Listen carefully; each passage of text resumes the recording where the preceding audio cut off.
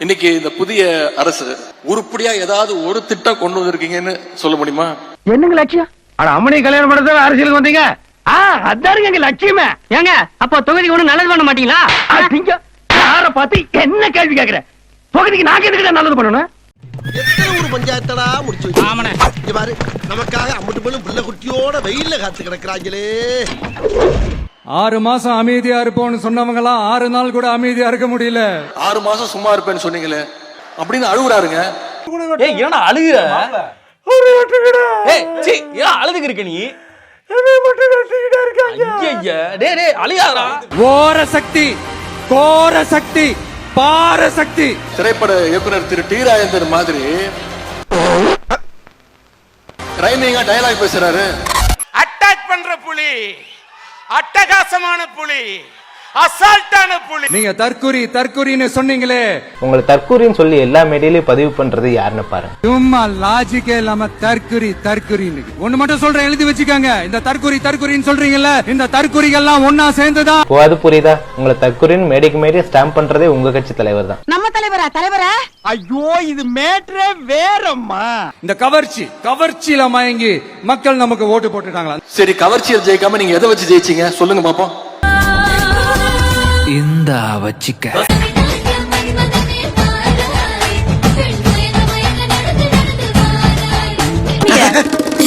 அன்னைக்கு பார்த்ததை விட இன்னைக்கு ரொம்ப கிளாமரா இருக்காளே.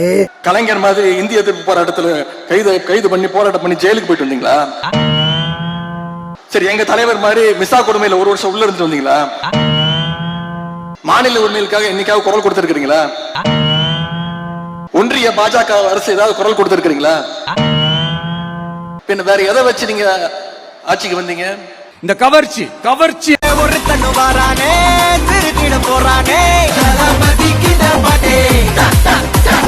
இதைத்தான் எங்களுடைய தலைவர் அவர்கள் கவர்ச்சி அரசியல் எங்களுடைய தலைவர் அவர்கள் சொன்னாங்க. கவர்ச்சியால தான் வந்திருக்காரு. அவருடைய அறிவாளித்தனத்திலயோ வேற எதுலயுமே வரவே இல்லை. திருச்சியில் அவர் பேசின பேச்சை கேட்டு இன்னைக்கு தமிழ்நாட்டு மக்கள் தலையில அடிச்சுக்கிறாங்க. இவரெல்லாம் ஒரு முதலமைச்சரா தேர்ந்ததுக்கு முன்னே இன்னைக்கு தலையில அடிச்சுக்க ஆரம்பிச்சுட்டாங்க. அவன் பேண்டும் பைத்தியக்காரன். அவர் சரியான தலைவர் கிடையாது. நல்லா வருது வேணான்னு பாக்குறேன். நீ எல்லாம் தர டிக்கெட்னா நல்லா கலீஜுடி. நான் வாய திறந்தேன்னு வெய்யே சும்மா கூவமே கொப்பளிக்கும். பாக்குறியாடி? அவர் வாயில நல்லா வந்துருமா? வாயில என்ன வரும்? வேணாப்பா, ஒன்லி பாடி லாங்குவேஜ் தான்ப்பா, உள்ள ஒண்ணு கிடையாதுப்பா. நீ நினைக்கிற அளவுக்கு நான் ஒண்ணும் பெரிய பயிற்று கிடையாதுப்பா, ஒன்லி பில்டப்புப்பா. தமிழ்நாட்டு மக்கள் வாயில நிறைய வரும்.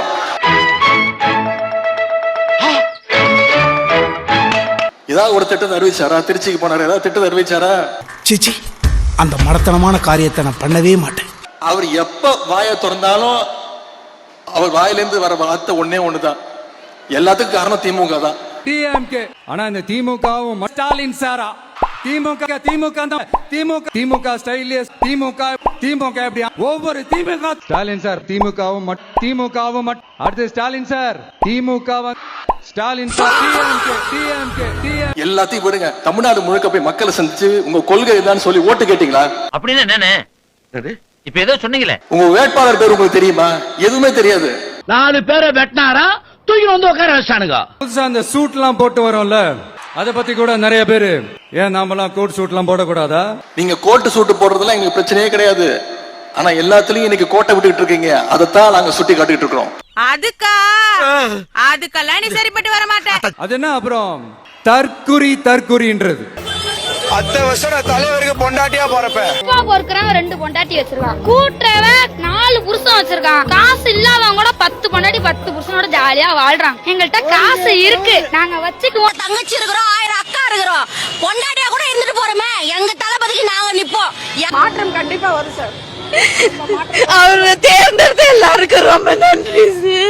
நம்மளுடைய யங்ஸ்டர்ஸ் அதுல நமக்கு சந்தோஷம் தான், பெருமை தான். மானம் கெட்ட போல எல்லாத்திலும் பிளாக் அண்ட் ஒயிட்டா இந்த விஜய் இருப்பான் அப்படின்னு காட்டுறதுக்கு தான் அந்த கலர். அவர் கருப்பு கோட்டு போட்டுக்கிறது பெரியாருடைய கொள்கையா? டேய் ஓட்ட தக்காளி மூக்கா ஓப்பனிங்ல ஒரு குரல் சொன்னியா சொல்லு. விஜயின் ஜோதிடர் ரிக்கி ராதன் பண்டிட்டுக்கு அரசு பதவி வழங்கி உத்தரவு பிறப்பிக்கும். மானங்கட்ட மடப்பயல நீ மானிலடா, தலையில இருக்கிற பேனை பத்தி கூட பேசக்கூடாது. அப்படியே உன தம்பி. இதை விட ஒரு மோசமான உருட்டை யாராவது உருட்ட முடியுமா? உருட்டி வச்சு ஓட்டிக்கிட்டு இருக்கேன். வெக்கமா இல்ல? என்ன வெக்கம்? கோட்டு சூட்டு பூட், அது வெள்ளைக்கார போட்ட ட்ரெஸ். அது வெள்ளைக்கார ஏன் ட்ரெஸ் போடுற தெரியுமா? அவன் நாட்டுல எப்பவுமே குளிர் ரொம்ப ஜாஸ்தி, அது சூடா இருக்கணுங்கிறதுக்காக அந்த மாதிரி ட்ரெஸ் பண்றான். அவன் அங்கே அந்த ட்ரெஸ் போடுறான்னு சொல்லி நாம இங்க தமிழ்நாட்டுல பட்ட பகல்ல 12 மணில 120 டிகிரி வெயில்ல சூட்டு பூட்டு போட்டுக்கிட்டு வேர்த்து விறுவிறுத்து கூடுமாக்க பொருள்ல ஹாய் அப்படி சொல்லிட்டு போறான் இல்ல, அவன் தாங்க பேக்கு. உங்க ஜோசியரை அபிஷியல் கவர்மெண்ட் அட்வைசரா முயற்சி பண்ணி பல்பு வாங்கின ஒரு உண்மையான பெரியாரிஸ்ட் இருந்தாலும் ரொம்ப அடிக்கிறான்டா இவன். அந்த ஆள் என்ன சொன்ன? என்னெல்லாம் செய்ய முடியுமோ, எதெல்லாம் பிராக்டிக்கலோ, எது பாசிபிளோ அதை மட்டும் தான் சொல்லி இருக்கிறோம். ஏன் என்ன சொன்ன? விவசாயிகளோட அந்த கடனை தள்ளுபடி மேக்சிமம் இந்த 1 மந்த்ல என்ன செய்ய முடியுமோ அத செஞ்சான். நீங்க தான் அந்த நிதி சம்பந்தமா இருக்கிற எல்லா கேட்டையும் லாக் பண்ணி வச்சுட்டு போயிருக்கிறீங்க. அதை சரி செய்ய வேணாமா? அதை ஒழுங்குபடுத்த வேணாமா? இதுல எதுல உண்மை? ரெண்டும் உண்மைதானே. என்னடா சொல்ற? என்னென்ன பா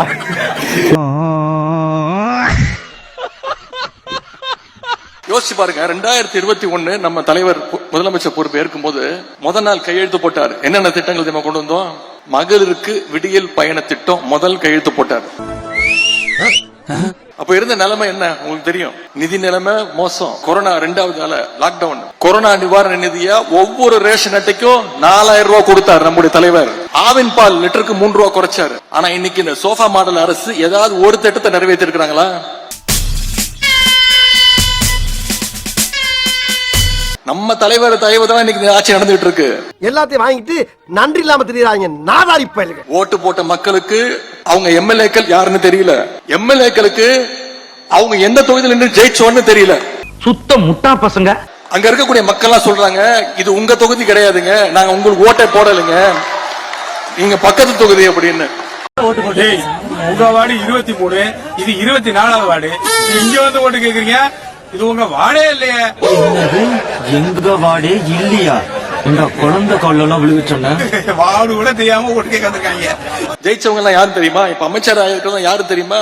ஊர்ல நொண்டி நோசக்கா, வெந்தது வேகாது, பெட்டி கடையில கடன் சொன்னது, பீடியை கிள்ளி குடிச்சது, சந்த கடையில கருப்பி திருடிட்டு ஓடுனது, இந்த மொத்த கோபம் கிடக்குதா? போதைப் பொருள் வித்தவரு, கஞ்சா வித்தவரு, பொண்டாட்டிய கொடுமைப்படுத்தி வீட்டுல போட்டு அடிச்சவரு, சினிமா படத்துக்கு பிளாக்ல டிக்கெட் வித்தவரு, புது சினிமாவை திருட்டு விசிடி வித்தவரு, ஜோசியத்தால கேன்சரை சரி பண்ண முடியும்னு போலி வைத்தியம் பார்த்தவரு, RSSல சேர்ந்து காக்கி டவுசர் போட்டு சுத்தினவரு, வாச்சாத்தி கொடுமைக்கு முக்கியமான காரணமா இருந்தவரு. இப்படிப்பட்ட ஒரு கேடுகட்ட சோஃபா மாடல் ஆட்சி தான் இன்னைக்கு தமிழ்நாட்டில் நடந்துட்டு இருக்கு. நம்ம நாட்டுக்கு சளி பிடிச்சிருச்சு, இல்லன்னா விசில் அடிக்கிறவெல்லாம் மந்திரி ஆவானா? அது வேற இருக்கா? லாட்டரி டிக்கெட் வித்தவர இந்த நாய் கூட சேராதன்னு எத்தனை தடவை சொன்னாலும் உனக்கு புத்தி வரமாட்டேங்குதே. சும்மா இருந்த புள்ளைய கூட்டிட்டு போய் குடிக்க வச்சு கூத்தடிச்சு கொண்டாந்துருக்க நீ. ஐயோ, ஒண்ணும் தெரியாத குழந்தை நான் கூட்டிட்டு போய் கெடுத்துட்டேன். யாரோ எந்த அல்லு சில்லும் உள்ள வந்து நம்மளை தடுக்கிறதோ எதிர்க்கிறதோ ஏதாவது பண்ணாங்கன்னா நிர்வாகம் அதுக்கு பொறுப்பு இல்ல ராஜா, நிர்வாகம் அதுக்கு பொறுப்பு. ஆவேக்காவை எதிர்த்து கேள்வி கேட்கறவங்கள யாராச்சும் இதெல்லாம் பண்ணிட்டா நிர்வாகம் பொறுப்பு இல்ல அப்படின்னு சொல்றாரு. கோவை சிறுமி பாலியல் வன்கொடுமையில பொறுப்பேற்காத நிர்வாகம், விவசாயிகள் மேகதாதுல அணை கட்டக்கூடாது அப்படின்னு சொல்லி போராட்டம் பண்ணிட்டு இருக்காங்க, அதுல பொறுப்பேற்காதவங்க நிர்வாகம். இதே தாவேக்க நிர்வாகி ஒரு பெண்ணை கூட்டு பாலியல் வன்கொடுமை செஞ்சிருக்காங்க, அதுல பொறுப்பேற்காதவங்க நிர்வாகம் எப்படி இதுல மட்டும் பொறுப்பேற்கும்? இங்க சின்ன பையன் எல்லாம் முதலாளி கழுத்தா மட்டும் அடிக்கிறான்ப்பா. தார் ரோட்ல சட்டையை பிடிச்சி தரத்தானு ஏத்து கேள்வி கேட்க கூடாது, நீங்க என்ன பண்ணாலும் நாங்க வாயை மூடிட்டு தான் இருக்கணும் அப்படின்னு எந்த சட்டமும் கிடையாது. கேள்வி கேட்க தான் செய்வாங்க, நீங்க பதில் சொல்லிதான். ரைட்லா ரைட் இருந்தா ஊருக்கு இல்லனா சாமிக்கு. நீங்க தப்பா ஆனா அவர் என்ன தெரியுமா சொல்றாரு? மக்கள் பணத்துல இருந்து கொடுப்பேன்னு சொல்லல. ஏன் பணம்? நான் ஏன் பணத்தை தரேன்? மக்கள் பணம் எனக்கு தேவையே கிடையாதுன்னுட்டாரு அவரு. அவரு காசை தான் போட்டுக்கிறாரு. அவரு முதல் அடிக்கல, கொள்ள அடிக்கல, கஜானா வச்சிருல. பார், அங்க ஒரு சின்ன பையன் போட்டாரு, தெரியுதா? தெரியுது. யாரு? தெரியலையா? அது நான் தான் 7 வயசுல ஏத்தது. பக்கத்துல ஒரு ஆள் போட்டாரு, அது ஏத்ததா? அது நீதான். தெரியுதா? இந்த கோழி பெருசாரு சொல்ல உச்சது, அதே கோழி சின்னதாருக்கு சொல்ல உச்சது. அதே திரிசா விஜய் கூட வரதுக்கு என்ன காரணம்? பொண்டாட்டியா இல்ல மச்சின்ச்சா? வீட்டுல ஒரு அழகான சம்சாரம் இருக்கும் போது வெளியில ஒரு 50 வயசுல ஒரு அம்மா புடிச்சிட்டீங்களாமே. இது உனக்கு தெரிஞ்சு போச்சா?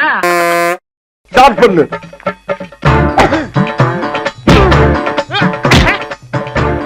இங்கிட்டு வா. அப்படியா? படைக்கல மண்டல மட்டும் அடிச்சிடாத, குலக்கேசல் உள்ள போயிருவேன். சரியா? உங்க வீட்டு பிள்ளையா நினைச்சு எல்லாரும் என்னை மன்னிச்சிருக்க.